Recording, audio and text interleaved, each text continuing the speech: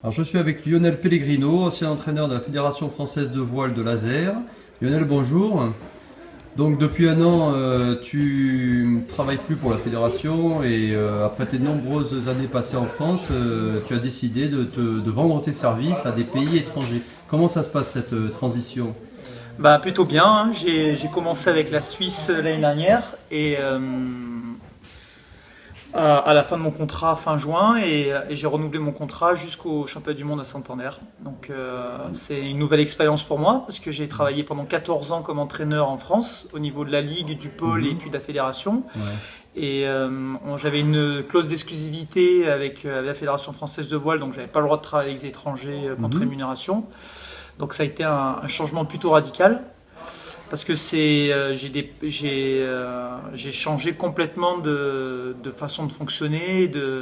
Ah, carrément, ouais. Ouais. En plus du statut, maintenant, tu es indépendant, tu es privé, donc tu fonctionnes à la demande, c'est toi qui décides un petit peu tes choix professionnels. Mais ça a une incidence aussi sur l'entraînement en lui-même, l'entraînement spécifique? Non, non, parce que bon, j'ai quand même 14 ans d'expérience, donc j'utilise tout ce que j'ai appris pendant mes 14 précédentes années, donc il y a pas forcément un grand changement dans la façon de faire, quoi. C'est par contre, chaque année, il y a une négociation sur les contrats, l'avantage, c'est que ça m'a ouvert beaucoup plus d'opportunités que j'avais en France, quoi. D'accord. J'ai la chance d'avoir un contrat qui me permet de vivre avec le team Giro et puis l'année dernière avec SST, Suisse Team, et j'ai aussi des possibilités de coacher à côté, quoi. Donc ça m'a ouvert entre guillemets un marché et aussi la possibilité d'entraîner plein de coureurs différents de tous les niveaux et de tous les âges. Donc D'accord, et justement, tu trouves qu'il y a une évolution dans l'entraînement, la façon de conduire une équipe, de coacher un coureur depuis toutes ces années, est-ce que tu trouves, ou alors tu découvres un autre milieu, d'autres perspectives, qu'est-ce qui te frappe le plus là depuis un an? Dans ma façon de travailler, ça n'a pas trop évolué parce que j'ai une démarche, une Ouais. méthode. Et en fait, pendant ces 14 dernières années, je l'ai testé, je l'ai expérimenté sur différents publics. Et là, je me retrouve en fait confronté à chaque fois à un nouveau public et à utiliser une démarche qui dans n'importe quelle langue ou dans n'importe quel niveau passe. Donc à ce niveau-là, j'ai pas vu d'évolution, quoi. Mais est-ce que c'est toi qui est obligé de t'habituer à des nouveaux coureurs, ou alors c'est eux qui vont s'habituer à ton programme d'entraînement, à ta méthode? Bah, c'est un peu des deux parce que moi j'ai beaucoup travaillé sur les fondamentaux et les basiques. Donc les coureurs qui travaillent nouvellement avec moi, c'est un peu un changement de culture et l'entraînement c'est quand même de l'individualisation. Donc on est aussi obligé de s'adapter aux nouveaux coureurs qu'on a, quoi. Donc c'est un peu ça part un peu dans les deux sens, quoi. Moi je m'adapte aux nouveaux coureurs que j'ai et à la culture. Quand vous entraînez un Suisse ou un Chilien ou un Tunisien, c'est pas la même culture qu'un Français, quoi. Ou si vous entraînez un Anglais, donc ça c'est un peu différent.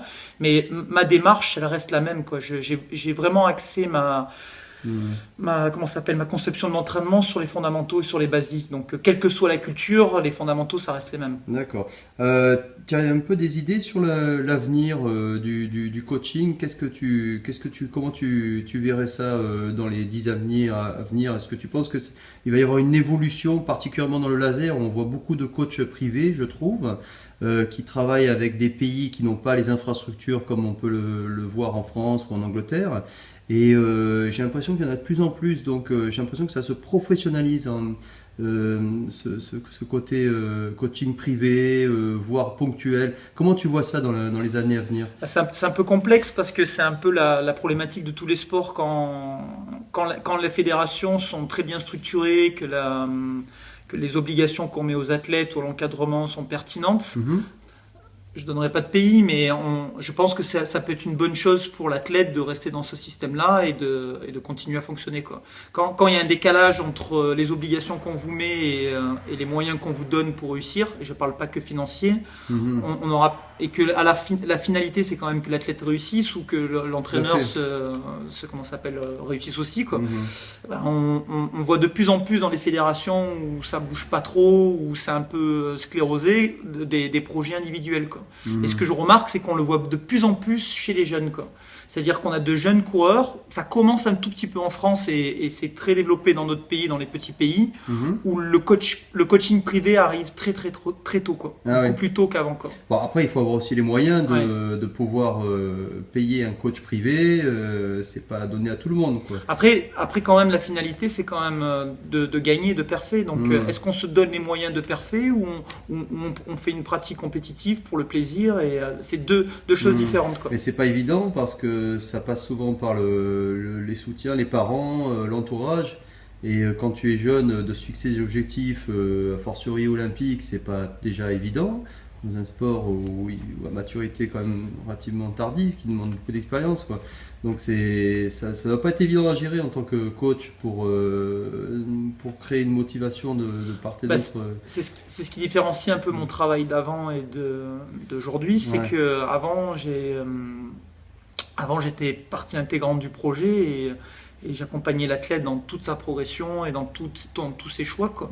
Tandis que maintenant, je suis plus une pièce du projet où j'apporte mon expertise sur un domaine qui est particulier. Ton expertise qui s'est enrichie au fil des années, quoi. Là, l'exemple, c'est que Guillaume, il a un entraîneur, c'est moi, mais il a aussi un chef de projet. Donc, Guillaume, c'est numéro 1 suisse, Guillaume Giraud, suisse, qui a un entraîneur, donc je suis l'entraîneur, mais il y a aussi un chef de projet et il y a toute une équipe de soutien derrière lui, quoi. Donc contrairement aux grosses fédérations où la décision se vient par en haut, là c'est l'athlète avec ses proches qui crée un projet autour de lui, quoi. J'ai une dernière question, Lionel, sur le support, le laser en lui-même. Est-ce que tu as vu une évolution aussi depuis ces 15-20 dernières années? Comment tu vois l'avenir du laser et a fortiori l'avenir de l'olympisme? C'est une grande question, mais comment tu vois les choses? On a vu l'avenir du coaching et cette évolution qu'il y a de plus en plus, mais au niveau du support, est-ce que tu trouves aussi qu'il y a une approche différente? Est-ce qu'il y a plus de jeunes, moins de jeunes? Est-ce que les coureurs sont meilleurs plus tôt? Ou alors est-ce que c'est un effet de génération? Je sais pas, Alors bon, c'est assez large, hein. Pour le laser, j'aime le laser parce que c'est un bateau, même avec 14 ans d'expérience comme entraîneur et 7 ans d'expérience comme coureur, on trouve toujours des choses nouvelles, quoi. C'est-à-dire que même si le bateau est simple, on trouve toujours des nouvelles techniques, on trouve toujours des nouvelles choses pour faire évoluer la pratique. Et c'est vraiment un bateau génial parce que même si le plan il est simple, même si le bateau il va pas super vite, c'est un bateau où on a beaucoup de choses encore à apprendre du laser, quoi. Donc ça c'est le premier point. Après le deuxième point, c'est que c'est vrai que au niveau de la pratique en France, je trouve qu'il y a beaucoup moins de monde qui pratique que notre génération à nous ou la génération quand j'ai encadré. Je pense que ça vient d'où, ça? Je pense que ça vient. C'est un tout. C'est un tout, hein. Ça serait de dire qu'il y a un point précis qui. Donc je suis un peu triste parce que quand je retourne sur les épreuves régionales, je trouve qu'il n'y a pas grand monde, quoi. Que ça s'appelle une remise en question justement de l'encadrement, des structures qui aident un peu à motiver tous ces jeunes. Quand je travaillais au niveau de la ligue où j'ai travaillé avec 2 élus, c'était Régis Berenguer et Pierre Roche. Il y avait quelque chose qui était bien, c'était que et en plus je faisais le pôle donc du haut niveau, mais on était parti du principe que pour qu'il y ait du monde, il faut qu'il y ait un maximum de clubs qui soient représentés. Si le nombre de clubs diminue dans la pratique, automatiquement ça réduit le nombre de coureurs, quoi. Oui, alors la réponse des clubs, c'est on a moins de moyens, donc la première chose qu'on supprime, c'est l'aide aux coureurs et l'aide. C'est un peu par rapport à ce que j'ai connu moi quand j'étais jeune, c'est la différence entre maintenant et aujourd'hui. Les clubs étaient beaucoup plus axés sur le sportif. Les clubs de voile étaient des clubs sportifs. Maintenant, la plupart des clubs sont des clubs d'école de voile et cherchent la rentabilité sur l'école de voile, quoi. Et si je pense qu'il y a quelque chose qui a changé par rapport à avant, sans être nostalgique, c'est qu'avant, les clubs de voile étaient des clubs sportifs, quoi. La finalité, c'était de faire du sportif, quoi. Et les diplômes et les prestations proposées au club sont devenus beaucoup plus axés sur l'enseignement et le loisir, la garderie, etc. La garderie que sur le sportif, quoi. Ouais. On a perdu un peu l'esprit de compétition, l'esprit du jeu. L'esprit club surtout, parce que maintenant un club il ferme à 5h, il n'y a plus personne, et dimanche il n'y a personne non plus. Donc les gens avant ont régaté, hein, et maintenant on n'a plus du tout éloigné du but finalement, du plaisir de la régate, du jeu, quoi. Bon, ça c'est un vaste sujet. En attendant, Lionel, je te remercie beaucoup pour ce petit échange. Et puis, on te souhaite bonne chance avec l'équipe suisse. Et puis, je voudrais dire à tous ceux que cela intéresse que Lionel est disponible et joignable au 06 07. Non, je déconne. Non, en tout cas, toute l'équipe de Marceau Yachting te souhaite good luck. Et puis, on te dit à bientôt sur l'eau. Merci.